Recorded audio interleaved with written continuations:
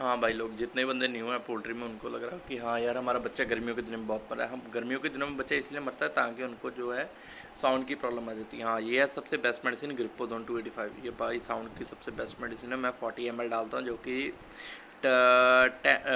100 and 200 ml in 1000 litre of water. मेरा 500 भाई 500 litre of water लगता है। दैट मीन्स कि नियरली मैं 50 ml के करीब डालता हूँ। हाँ, ये सबसे बेस्ट मेडिसिन है यार।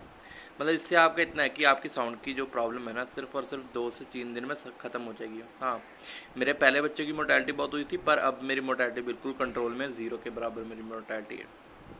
अगर आप लोगों को किसी को भी ये मेडिसिन चाहिए होगी तो प्लीज़ मेरे से कांटेक्ट करो, ठीक है।